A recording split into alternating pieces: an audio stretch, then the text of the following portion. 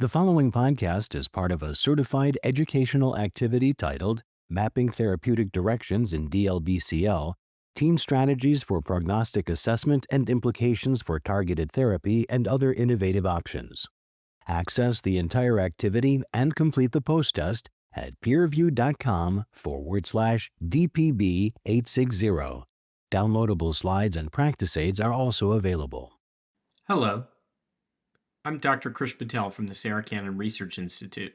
Welcome to Mapping Therapeutic Directions in DLBCL, Team Strategies for Prognostic Assessment and Implications for Targeted Therapy and Other Innovative Options. During this program, we'll review current standards for diagnosis and prognostic assessment, but also look at how newer therapies change treatment across multiple lines of therapy in DLBCL. From there, we will assess new developments with BTK-based treatment strategies and newer bispecific antibodies and provide some guidance on how these strategies may be integrated into the future management of DLBCL. We are also providing a downloadable version of the diagnostic and prognostic information included in this program as a practice aid, so you may want to access this resource now. Let's begin.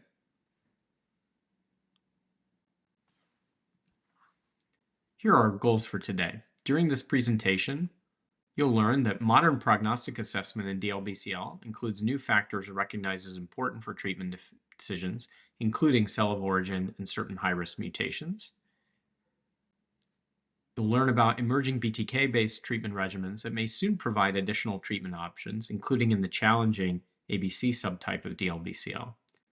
We'll also talk about future treatment plans, which will include assessment of cell of origin and genomic profiling to identify candidates for treatments with targeted therapies.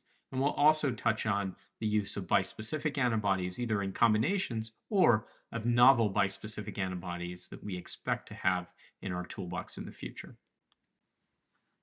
Just zooming out at the landscape of large B-cell lymphoma, we recognize there have been a lot of changes in the diagnostic criteria for what used to be a much more simplified entity. You'll recall that large B-cell lymphoma is really a heterogeneous grouping of different disease states that are all pathologically grouped by similar clinical features or histological features.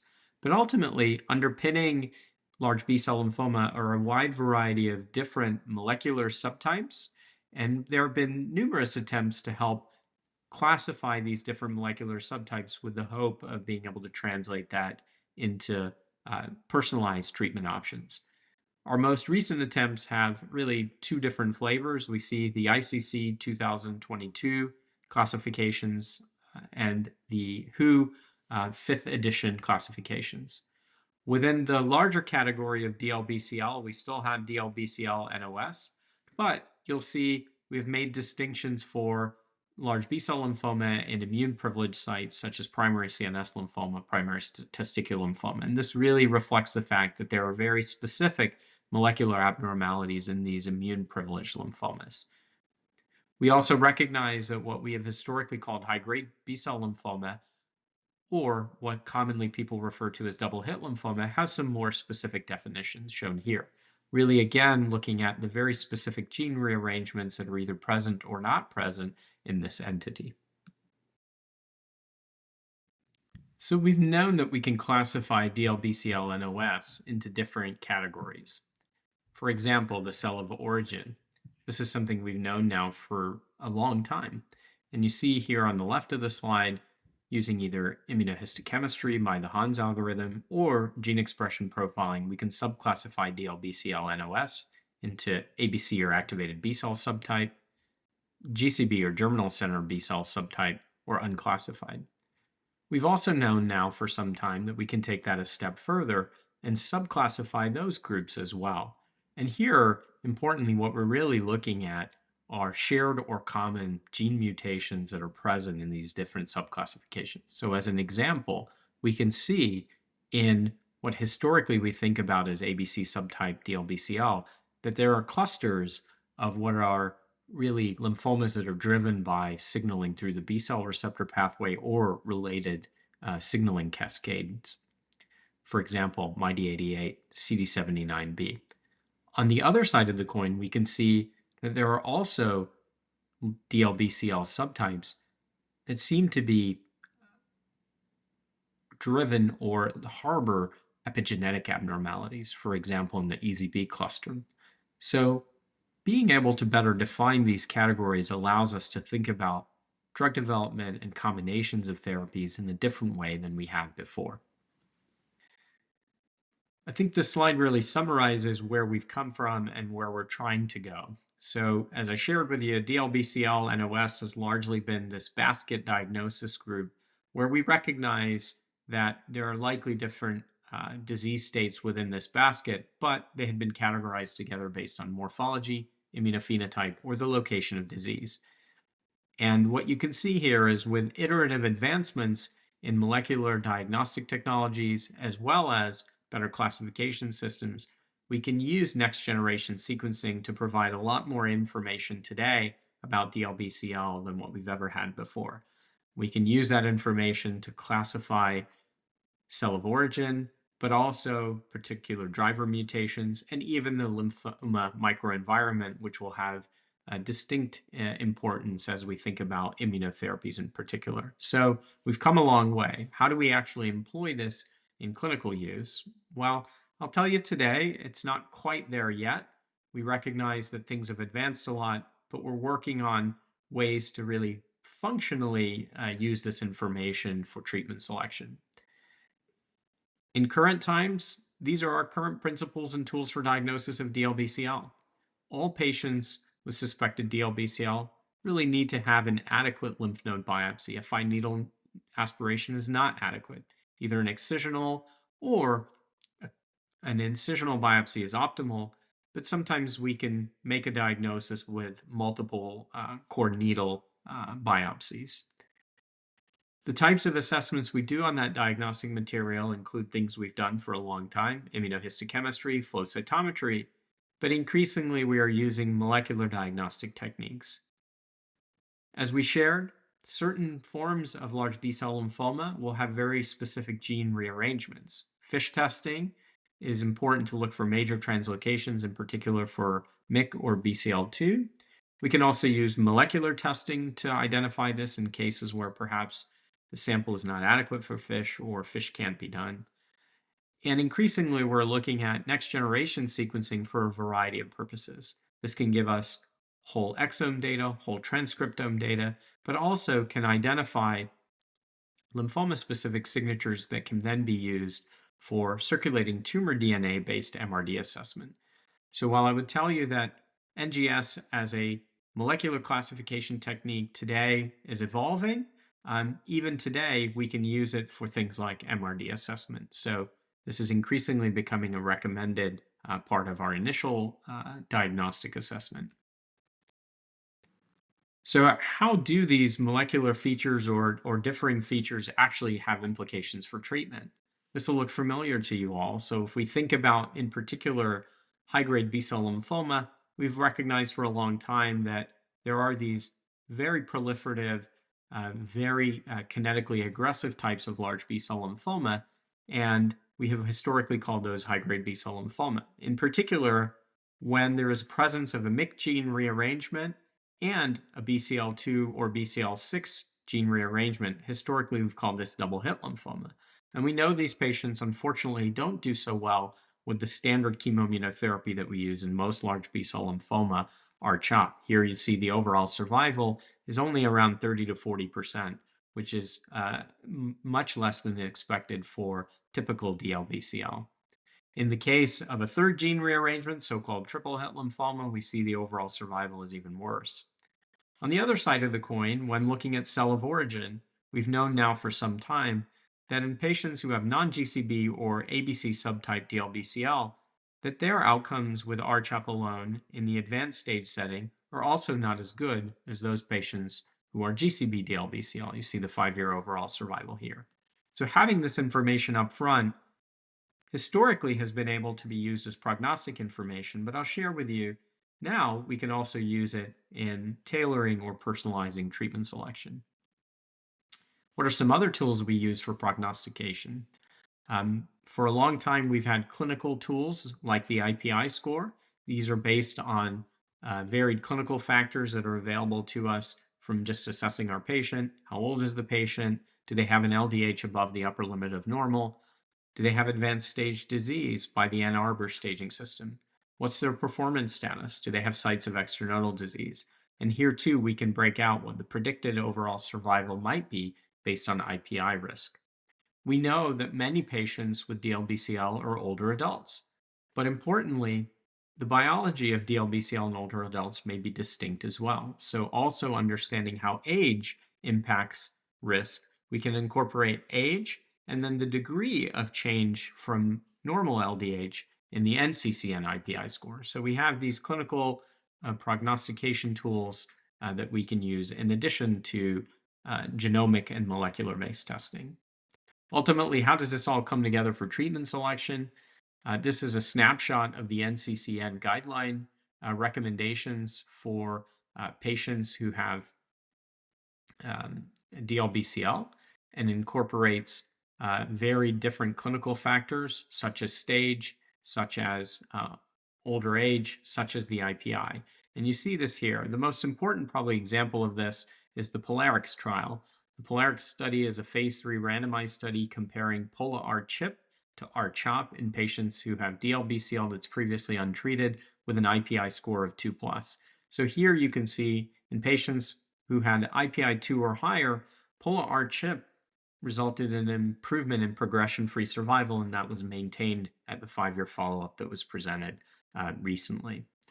In addition, we also recognize that outcomes for patients with different cell of origin in the Pola-R-CHP trial was also noted. So here you see an analysis of PFS based on the cell of origin. And what we see is this dramatic improvement in progression-free survival for the patients with the activated B-cell subtype. And in particular, this is thought to relate to the target of polatuzumab vedotin, CD79B, which is a critical component of the B-cell receptor, and disruption of the B-cell receptor by binding with an antibody-based therapy that targets CD79B may be an important aspect of overcoming what historically has been a poor prognosis, and you can see that here.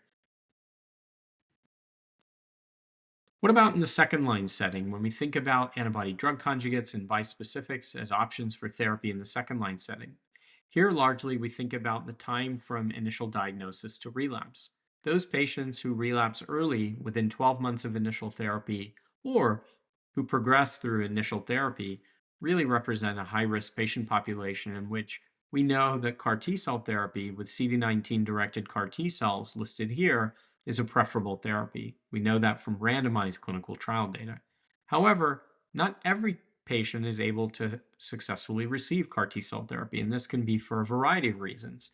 So here too, we have developed other combination therapies with recently reported data that are listed here.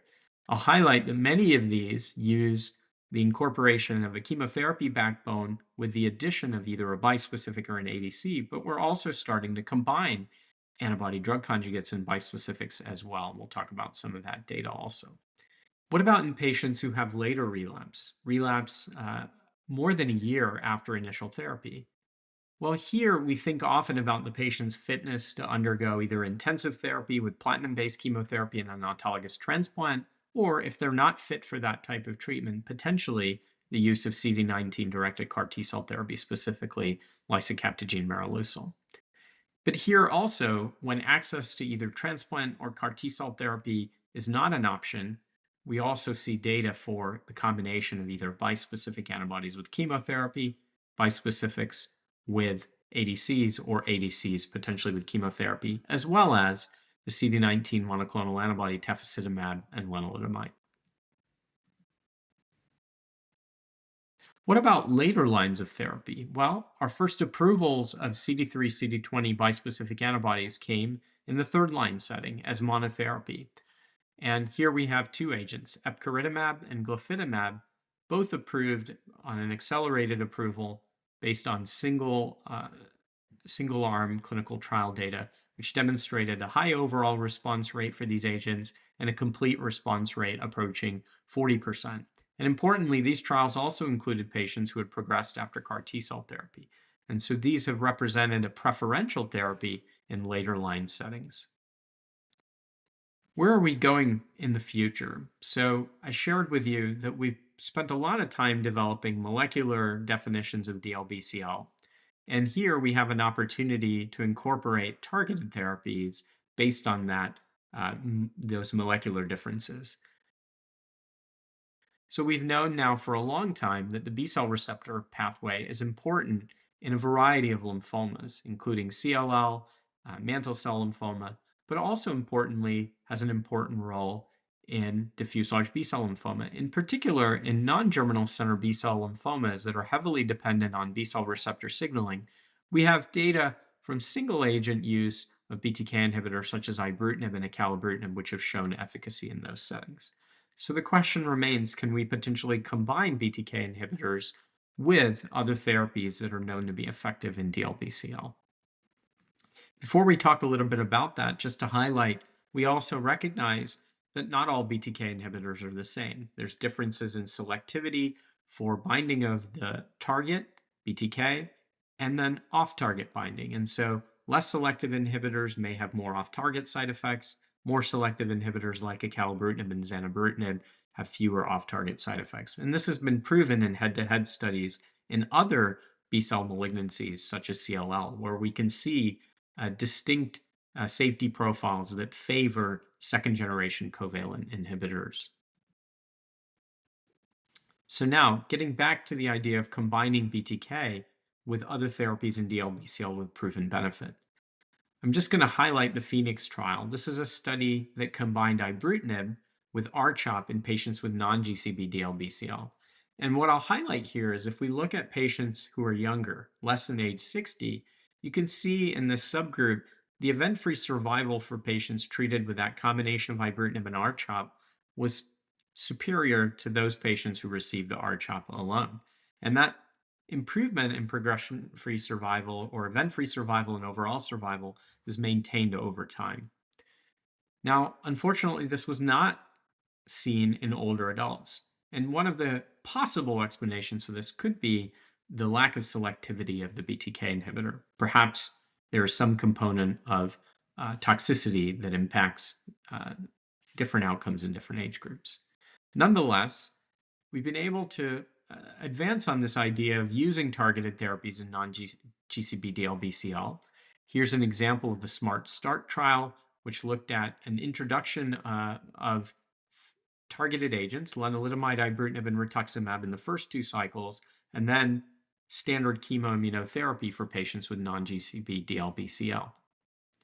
And what we see here is there's a proof of principle, even after just 2 cycles of the non-chemotherapy triplet, RLI, we saw the overall response rate was 86.2%. If we look at the complete response rate in patients after the full treatment given, RLI plus chemotherapy, we see the CR rate was 94.5%. And you see here the PFS and the OS, really impressive signal that the potential for targeted therapies in DLBCL remains an important opportunity. This has been advanced in other pioneering work by Jason Weston and Andy Anderson. This is the SMART STOP trial, looking at a different combination of targeted therapies, lenalidomide, tafasitamab, the CD19 monoclonal antibody, rituximab, and acalabrutinib, plus chemotherapy in newly diagnosed DLBCL patients. And here, we're also incorporating the use of ctDNA monitoring. And you can see in the study schema here that patients could receive 4 cycles of the so-called ultra regimen, so no chemotherapy, and then based on response by PET, could go on to receive more cycles of ultra and abbreviated chemotherapy, or potentially receive 6 cycles of CHOP-based therapy with ultra.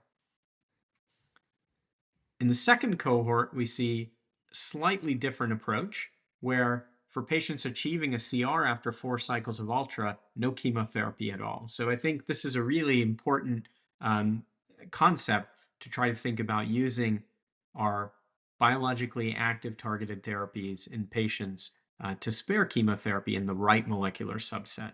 And here are the data that have been presented to date. And we can see here a very high overall response rate, a complete response rate of 63% in patients after 4 cycles of ultra, and then adding 2 cycles of chemotherapy in those patients who achieved a CR, you can see overall a very high response rate, 100%, 93.3% of patients with complete responses. And for all patients who had completed treatment, you can see here 100% CR rate. In terms of adverse events, these are perhaps what we expect, cytopenias that are reflective of the component drugs. Pushing this forward, there are different other studies that are now ongoing that we can look at. For example, here is the phase 2 REModL study. This is a randomized study looking at R-CHOP as a control arm and looking at the combination of R-CHOP with acalabrutinib. Another study also looking at acalabrutinib with R-CHOP is the phase 3 randomized double-blind study called Escalade, 600 patients, all with non-germinal center B-cell lymphoma, treated with either acalabrutinib plus R-CHOP or R-CHOP plus placebo, as shown here. And then another study design here, specifically looking at older adults, looking at the backbone of R-mini-CHOP with acalabrutinib or R-mini-CHOP alone. So importantly, we do have some safety outcomes for this combination, appreciating this is a population of older adults. And overall, what we noted was there were more cardiac serious adverse events in the experimental arm, but no increased rate of treatment emergent deaths with the acalabrutinib R-mini-CHOP regimen.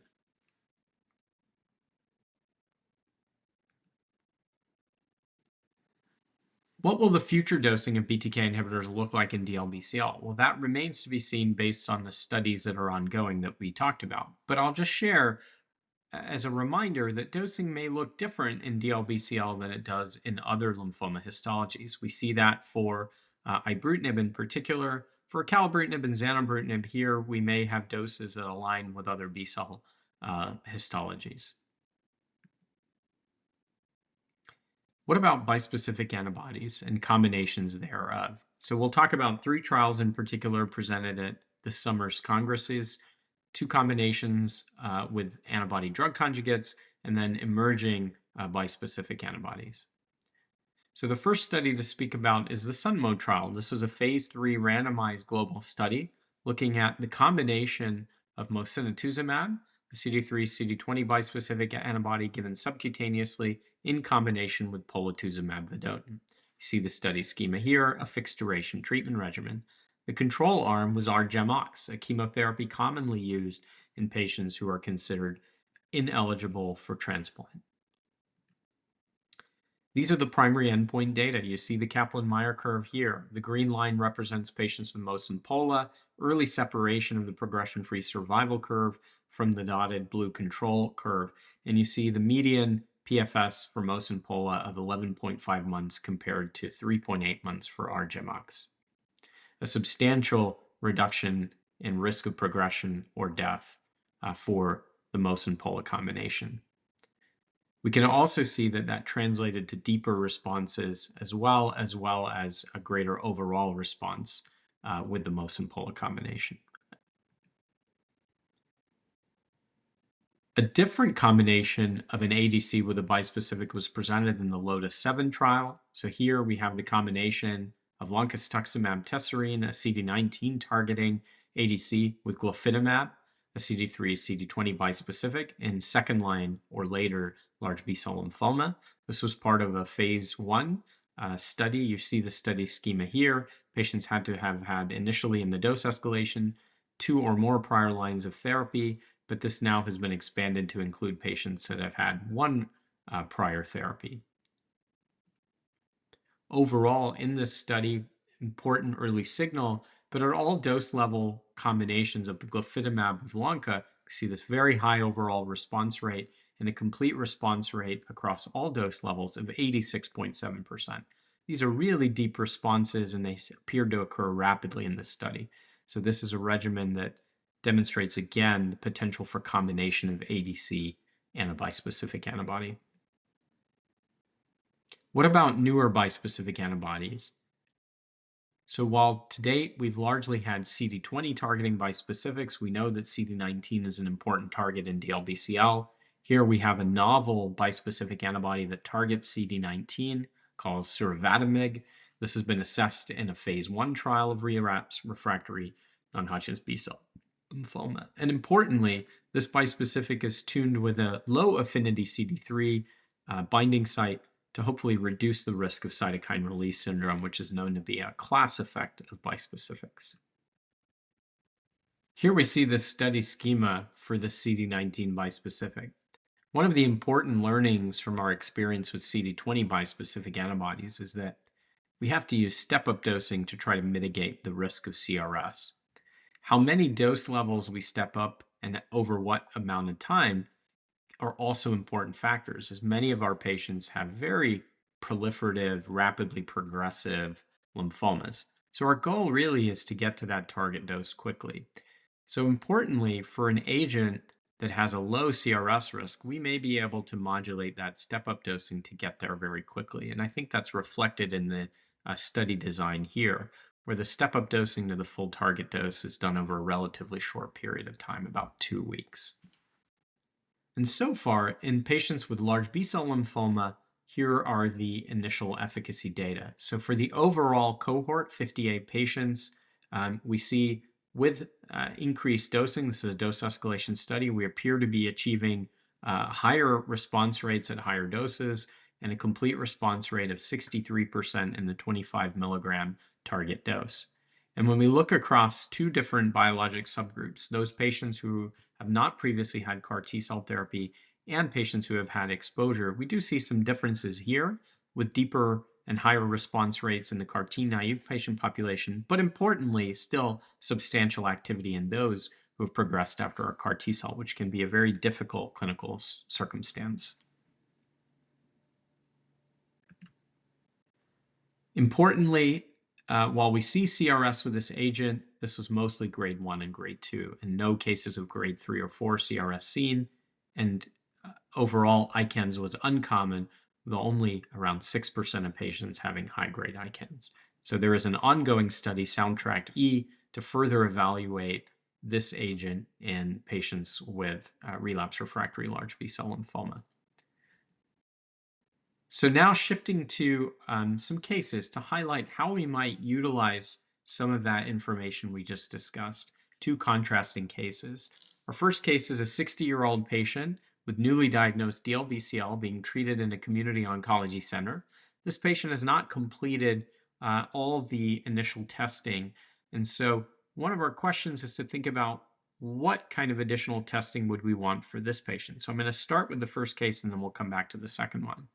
So I think important for all patients with large B-cell lymphoma, we really want to understand, has this patient had FISH testing? Do we have any concern about the potential for something like BCL2 rearrangement plus MYC rearrangement? Because recall, that really pushes us into a different classification. We would call that high-grade B-cell lymphoma with MYC and BCL2 rearrangement. Commonly, that may be treated in fit patients with more dose-intensive chemotherapies. If we've done that FISH testing, another important aspect of testing is to determine cell of origin. Now here, one could argue that we can have approaches that are independent of cell of origin, but in particular, when we think about the application of the Pola-R-CHP trial, we really want to think about patients that have the non-GCB subtype of DLBCL to make sure that we don't potentially exclude polatuzumab from that frontline combination. It's really important to include that for all patients with non-GCB DLBCL, given those marked improvements in outcome. We can certainly include it also for patients with high IPI score in GCB lymphoma, but this is an area where I'd say having cell of origin information is going to be critical. That can be obtained through immunohistochemistry, which is commonly available to most centers, but can increasingly be done with the use of gene expression profiling testing that is now commercially available through large nationwide NGS providers. What about older patients? So let's take the second case, an 83-year-old patient, also with newly diagnosed DLBCL in the community clinic. Here too, it is important to do FISH testing. While not all 83-year-old patients may be appropriate candidates for dose-intensive chemotherapy, I think even for prognostic purposes, it's important for us to pick out those patients that may have so-called double-hit lymphoma. But here, I think cell of origin testing is particularly important as well. We do have now some data around dose-attenuated chemotherapies with agents like polatuzumab. So recognizing that polatuzumab does seem to have a substantial benefit in patients with non-GCB DLBCLs, I think that's an important testing to have. But here too, we may also start to look at, is this patient a candidate for things like anthracyclines? If they're not, and we're making alternative choices, here we may start to think more about, is there a way to incorporate targeted therapies in the regimen to try to keep a high level of response rate and efficacy? So this is an area that is evolving. So I think for our older patients in particular, and those patients where chemoimmunotherapy backbones pose a challenge, this is the area where molecular definitions and personalization of therapy is really needed. So now here we let's advance, and we've got some more information about these two patients. For our 60-year-old patient, we have a patient who has completed a staging with a PET-CT. That's a critical feature as well, especially to determining the IPI. Has an ABC subtype DLBCL, IPI of 3, does not have any of the gene rearrangements which would reclassify them. And so for this patient, I think this is a patient really where the strength of the Pola-R-CHP trial really applies. We see a marked improvement in progression-free survival compared to R-CHOP in patients with ABC subtype DLBCL, as well as, remember, the study as a whole enrolled patients with IPI 2 or higher. So this is a patient really where I would preferentially choose polatuzumab R-CHP to give the best possible outcome. So we talked about where we are today with a patient like this. We can use Pola-R-CHP for a young patient with a non-GCB or ABC subtype DLBCL. But what about those trials where we're incorporating targeted therapies like BTK inhibitors? I think this is an area that's going to be really exciting to try to think about as that data matures. Certainly, Pola-R-CHP is a therapy we can give a lot of patients, but so too are BTK inhibitors. And so ultimately, I think one question that we'll have to ask ourselves is, what are the differences in toxicity between those regimens? I also think this is an area where chemotherapy-free combinations, like we saw in the studies of Ultra, are really exciting because we saw a very high response rate. We saw a very high complete response rate. So can we spare younger patients exposure to drugs like anthracyclines? These are going to be areas that we're going to need to really explore as data from these trials all matures. For our 83-year-old patient here, we see this patient had molecular testing done. So we know that this patient has an MCD subtype DLBCL, which is typically enriched for historically what we would call ABC subtype DLBCL. IPI scores 3, and this patient is felt to be really unfit for full dose R-CHOP, primarily given age and comorbidities. So this is an area where we might want to think about, is there an opportunity to include some targeting therapy as a component of dose-attenuated chemotherapy? Is that going to be something like polatuzumab with our mini-CHP?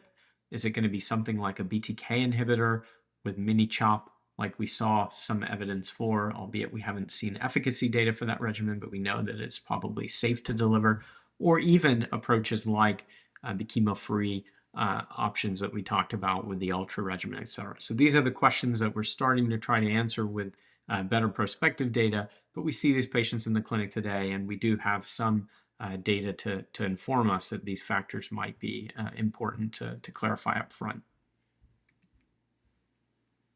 What about a patient who's relapsed after frontline therapy? Here we have a 72-year-old patient with DLBCL, unfortunately has progressed within 7 months of frontline Pola-R-CHP, and unfortunately this patient is not able to access CAR T-cell therapy. They do have a very large mass. This is commonly going to be symptomatic, and you can see also has other complications of their disease as well. So here's an area where we might think about the strength of the data of those bispecific combinations. So we talked about the SUNMO clinical trial. We see the combination of potentially an antibody drug conjugate and a bispecific being able to drive much better responses than we see with chemotherapy alone. We also see emerging evidence for the combination of Lonca and glofitamab. So is this a patient that can tolerate perhaps glofitamab or can receive glofitamab? One of the things that was, I think, an important aspect of that LOTUS-2 trial is we can see that perhaps using an ADC actually decreases our risk of CRS. And so the other thoughts that we think about are these therapies ultimately destination therapies? Are they going to help us to achieve a long-term outcome for this patient, or is the intention really to help us to get them into a state where then maybe we can think about CAR T access? Maybe that can change down the road. And I think bispecific based combinations are useful in both circumstances. They may be tools that ultimately are going to help us get to another therapeutic endeavor, or perhaps tools that really are going to be the mainstay of treatment and lead to long-term remissions. That is, I think, the advantage of that platform. And what about a patient who unfortunately has had multiple lines of therapy? Here we have a 78-year-old patient with relapse refractory DLBCL who unfortunately has progressed after having R-CHOP, has had a CD19 CAR T cell, and has also had a CD20, CD3 bispecific. Here too, while we might not think about it that often, cell of origin could be helpful. I shared again that polatuzumab does seem to have a substantial ability to help overcome the adverse prognosis of patients who have non-GCB or ABC subtype DLBCL. And this patient has not previously had polatuzumab. So would knowing the cell of origin here help us to reach for a polatuzumab-based regimen? If they are non-GCB, what might other options be? We can think here about immunomodulatory drugs like lenalidomide-based regimens, which historically have shown some preferential activity in non-GCB DLBCL, but also BTK inhibitor-based strategies. And so while we don't have today a standard BTK-based approach, as we shared with you, there's ongoing clinical trial work to generate data there, given the importance of B-cell receptor signaling and the BTK pathway to non-GCB DLBCLs. And if ultimately we have a GCB or unclassifiable DLBCL, would that help us to maybe choose another option? So these are the ways that we're starting to think about it, and the trial data will guide us as it matures.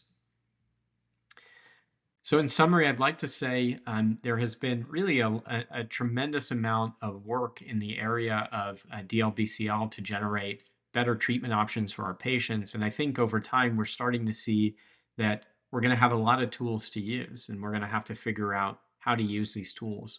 One opportunity is to really think about how molecular data informs that, whether it's molecular data that informs things like driver gene mutations, cell of origin, that may help lead us towards certain targeted therapy or targeted therapy combinations, or even as we advance in the field, looking at how molecular data informs us about tumor microenvironment and the likelihood that somebody will respond to immunotherapies to select things like CAR T cell therapy and bispecific. So I'd say in DLBCL, there's a lot of exciting things happening. We have a lot of opportunities to use more advanced diagnostics to personalize our treatments for patients. And that's really an approach that we're trying to undertake in clinical trials to maximize the benefits of these tools that we have for patients with DLBCL.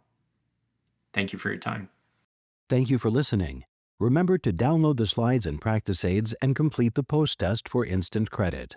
This activity is certified by PVI, PeerView Institute for Medical Education. This activity is supported by an independent educational grant from AstraZeneca. To access all materials for this activity, visit peerview.com/DPB860.